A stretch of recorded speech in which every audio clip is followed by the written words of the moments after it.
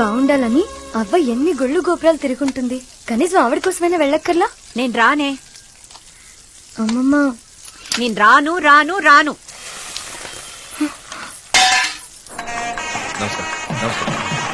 ఇదిగో safari family వచ్చారు. ఎన్నాళ్ళకి వచ్చేవరా పుచ్చుకోండా.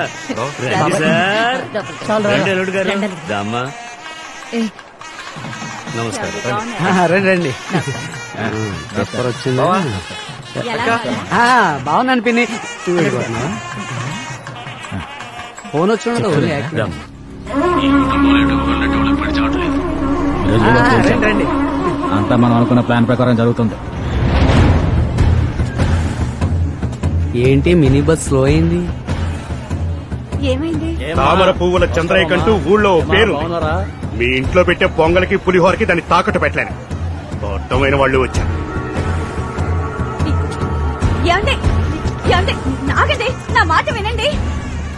ఏంటి పాపం మినీ బస్ యూటర్న్ తీసుకుని వెళ్తుంది. అక్క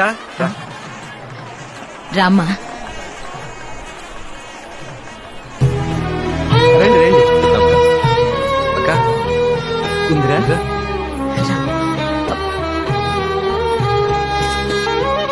వెల్కమ్ బాబాయ్. బావా రామ్మా. బాబాయ్ ఏమే? నమస్కారం. నమస్కారం. రండి. ఈయన ఒక్కడే మావయ్య, మనం పిలవకపోయినా వస్తాడు. నమస్కారం నమస్కారం నమస్కారం నమస్కారం బాబు. నాకు తెలిసినంత వరకు ఈ ఫంక్షన్ ఏదో గొడవ చేసి నేను షూట్ చేసి చంపాలని ప్లాన్ చేసినట్టుగా తెలిసింది. తెలుసు. ఎంతమంది? అది నాకు కూడా తెలీదా. చిన్నబాబు గారితో కాస్త జాగ్రత్త. నమస్తే. ఇంటికి పెట్టెళ్ళిందని తెలిసింది, అందుకోసమే చెప్తాను. ఉంటాను బాబు. సరే లోపలికి రండి. ఏమావయ్య వీడొక మనిషినా నువ్వు వాడితో మాట్లాడుతున్నావు? ఆడే పెట్టగలరా మనుషుల్ని? మనము పెట్టగలం. అక్కడ ఆయన మన పార్టీ. చూసుకుంటారా?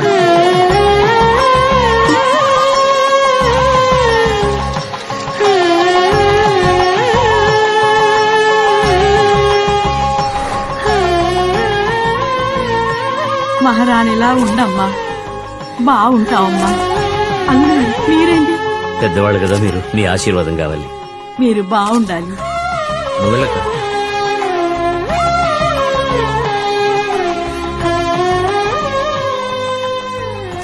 నువ్విప్పుడు సిలువ మోస్తున్నావురా. అందరూ సిలువ మోయలేరు. నీ మంచి మనసుకు నువ్వు లక్షణంగా ఉంటావు. దీర్ఘ సుమంగళిగా ఉండమ్మా.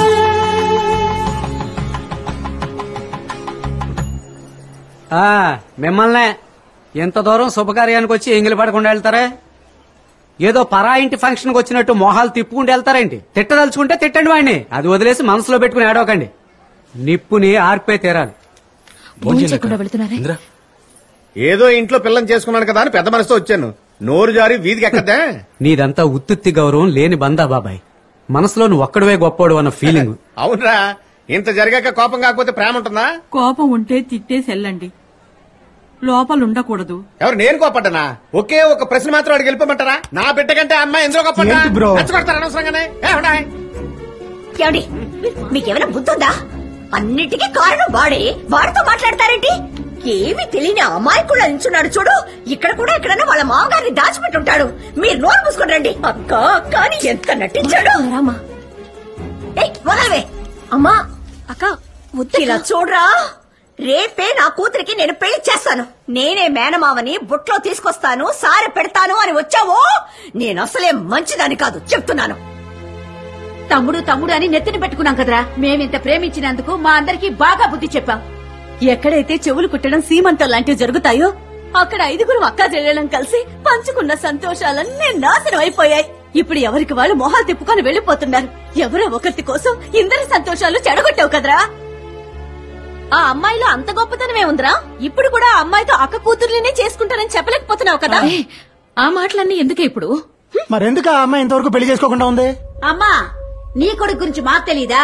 ఆయన వాడికి ఆకుల్లో వడ్డిస్తాడు, కాని వాళ్ళకి కంచాల్లో వడ్డిస్తాడు. ఇది పట్టుకోమ్మా, నన్ను కొంచెం మాట్లాడిస్తారా? ఇదిగో చూడండి, మనం అందరం గుళ్ళో ఉన్నాం. మనస్సాక్షి అంటూ ఉంటే నిజం మాట్లాడండి. నా బిడ్డ ఏ రోజు మీకు తమ్ముడిగా ఏమీ చేయలేదా? నీ మొగుడికి ఉద్యోగం సద్యోగం లేదని 2 మినీ బస్సులు కొనిచ్చి ప్రతి నెల డ్యూ కడుతున్నాడు. ఇన్ని కబుర్లు చెప్పే సూరయ్య పేకాడుతున్నాడని అతని కోసం 2 టిప్పర్లు కొనిచ్చి వాటికి వాయిదాలు కట్టడంలే? మీ పిల్లల్ని చదివించడంలే? 3 ఆడపిల్లలకి పెళ్లిళ్లు చేయాలని బ్యాంకులో డిపాజిట్ చేసి పెట్టాడే నా బిడ్డ. సంక్రాంతికి దీపావళికే సారిచ్చాడా? శ్రావణ మాసానికి వచ్చారా, జాతరకు వచ్చారా, మీ పుట్టినరోజులన్నింటికి చీరలిస్తూ చేసింది తిరిగి దెప్పకూడదమ్మా. దీనికి చెయ్యకుండానే ఉండాల్సింది. అక్కేగా మాట్లాడేది, మాట్లాడి వదిలేమ్మా. నేనేం దెప్పడం లేదురా, గుర్తు చేస్తున్నాను. నా మనవరాళ్ళంతని ఇంకెవరో అమ్మాయిని కోడల్ని చేసుకోవాలని నేను ఆశపడ్డానా? అరే, వాడికంటూ కొన్ని ఇష్టాలుంటాయి, వాడికంటూ కొన్ని అభిప్రాయాలుంటాయి. వాడికి అమ్మాయిలో ఏం నచ్చిందో ఏమో ఇష్టపడ్డాడు. నా ఆశలన్నీ నా గుండెల్లోనే దాచుకుని నా బిడ్డకి ఒక తల్లిగా వాడిష్టపడ్డ పిల్లనే చేద్దాం అనుకున్నాను. ఏవే, నీకెలా మనసొచ్చిందే నా బిడ్డను తిట్టడానికి? నీకు పిల్లలు లేనందుకు నువ్వు నేను బాధపడిన దానికంటే నా బిడ్డనే ఎక్కువగా బాధపడింది. నీ మొగుడిని నన్ను ఆసుపత్రులు తిప్పిన దానికంటే ఎక్కువగా వీడే నిన్న అక్క అక్కని ఆసుపత్రులే కాకుండా గుళ్ళకి గోపురాలు కూడా తిప్పాడే. ఆ బిడ్డలు లేని కొరత నీకు తెలియకూడదని వేళ పాళ లేకుండా రాత్రి పగలు మీ ఇంట్లోనే పడి చచ్చాడు కదే. అంతకు మించి నా బిడ్డ మీ తర్వాత అక్కకి బావకు కూడా బిడ్డగా ఉండి కొరివి పెట్టి రుణం తీర్చుకుంటాను అని మీరంటే ప్రాణం పెట్టేవాడి పెళ్ళాను చెడగొట్టాలనుకుంటున్నది. క్షమించడే, ఆ దేవుడు కూడా మిమ్మల్ని క్షమించడు. హలో, ఏమైంది? ఏమైంది? వాడి మనసు ఎవరు అర్థం చేసుకోలేదు. ఎవరు అర్థం చేస్తున్నారు? నీ కాళ్ళు కడిగి ఆ నీళ్లు నెత్తిన చల్లకుండా కూడా మాకు బుద్ధి రాదయ్యా. నేను నీకు అమ్మనన్నావా? నా భర్తని నాన్నన్నావా? మా మీద నీ మనసులో ఇంత ప్రేమ ఉందా? నీ మనసుని మీరు చేశాను రాక్షసిని. అలా మాట్లాడక చిన్నబాబు, నన్ను క్షమించరా. ఎందుకు బావా? ఇదేనా కామి కోపం? ఇది చూపించలేక మీరంతా మొహం తిప్పుకుంటున్నారా? నన్ను తిట్టండి అక్క, మీ అందరికీ హక్కు ఉంది. నన్ను కొట్టాలంటే కొట్టండి. నా అక్కలు ఏం చేసినా నాకు ఇష్టమే. కానీ దయచేసి మాట్లాడకుండా మాత్రం ఉండకండి. నేను తట్టుకోలేను. మీ అందరి అదో రకం ప్రేమే, నాది ఒక రకం ప్రేమే. ఇప్పుడు నేను చేసిన ద్రోహం ఏంటంటారు? అక్క కూతురని చేసుకోలేదు, అదేగా. అందరు అక్కలు అంటారు నిన్ను అలా పెంచాను ఇలా పెంచాను అని. నా అక్కలు నన్ను ఎలా పెంచారో నేను నా అక్క కూతుర్లని అలాగే పెంచాను. పొత్తిళ్లలో ఉన్నప్పుడు నా ఊళ్ళో పడేశారు, ఉయ్యాలూపమన్నారు. వాళ్ళని నాకు కాబోయే పెళ్ళలా పెంచారా? ఒకవేళ వాళ్ళని నాకు దూరంగా పెంచుంటే లవ్ వచ్చేదో ఏమో. ఉయ్యాల ఊపాను, భుజాలు వేసుకున్నాను, నాకు చెల్లెలుగానే అనిపించారు. కౌగులించుకుని దాని మొహం చూస్తే అక్కయ్య మా అమ్మ మొహాలేక కనిపిస్తాయి. వాళ్ళతో ఎలాగా నేను కాపురం చేస్తాను? మీరు ఆశపడుతున్నారని చేసుకుంటే మా ఇద్దరి జీవితాలే నాశనం అయ్యేది. అక్క మనసు కష్టపడకూడదు, మేనమామ అనే బంధం తెగిపోకూడదని 40 ఏళ్ల మేనమామకి స్కూల్కి వెళ్లే పిల్లనిచ్చి చేసి అదొక బిడ్డని కని కష్టపడడం ఈ రోజుకి చూస్తూనే ఉన్నాం కదా. ఇంద్రని చేసుకుంటే రాధమ్మ మనసు కష్టపడుతుంది, రాధమ్మను చేసుకుంటే ఇంద్ర కష్టపడుతుంది. సరే, ఎవరి మనసు కష్టపడకూడదని బయట అమ్మాయిని చేసుకుందాం అనుకున్నాను. ఓ అమ్మాయిని చూశాను, ఇద్దరు మనసులు కలిసిపోయాయి. సరే, ఇది దేవుడి నిర్ణయం అని అందరికి చెప్పాను. దానికి అందరూ విడిపోతారా?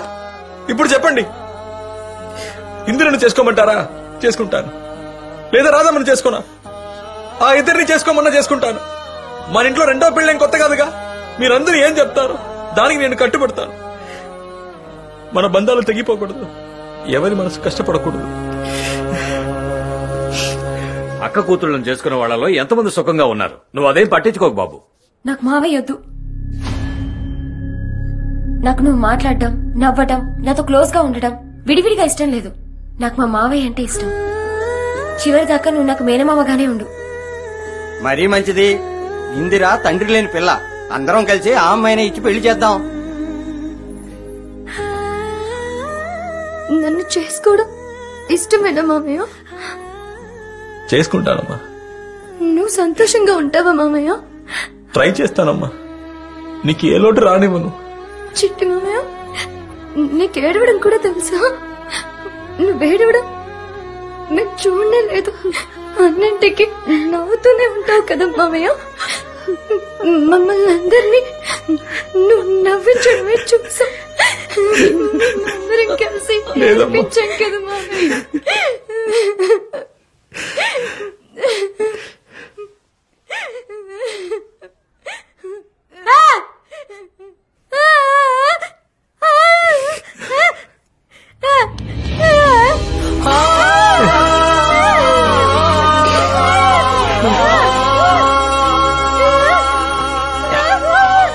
వాడు మన ఆస్తి.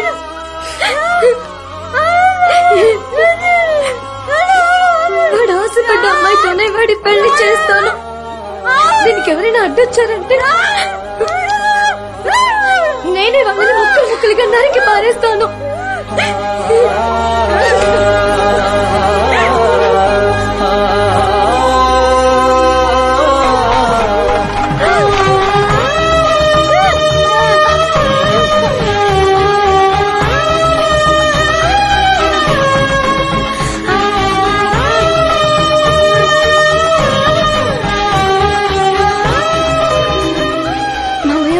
ఇప్పుడే నిన్ను తాళి కట్టమంటుంది. ఈవిడ పిలిచారని నేను వచ్చాను. దీనికి మా నాన్న ఒప్పుకోరు. భయపడొద్దమ్మా. మా బావలిద్దరూ మీ మీద చాలా కోపంగా ఉన్నారు. పరిస్థితులు కొన్ని సమస్యలు నవే సరిదిద్దుతాయి. నేను వచ్చి మీ నాన్నగారితో మాట్లాడతాను. ధైర్యంగా వెళ్ళరామ్మా.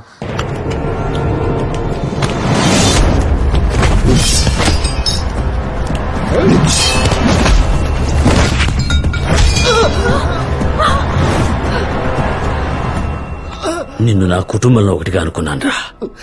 ఆ సురేంద్ర నా కుటుంబాన్ని అంతం చేస్తా అన్నాడయ్యా. నాకు వేరే దారి తెలియలేదు. వచ్చిన వాళ్ళందరూ ఎక్కడి వాళ్ళు అక్కడే కూర్చోండి. మీ పక్కన ఎవరైనా కొత్త వాళ్ళు ఉన్నారేమో చూడండి. పట్టుకోండి వాడిని. సౌండ్ వస్తుంది. అయిపోయిందా? దొంగసాటుగా వచ్చి కొడతారా? చెక్కులేదు. మగాడు ఎత్తి వచ్చి మా అబ్బాయి ముందు నిలబడరా.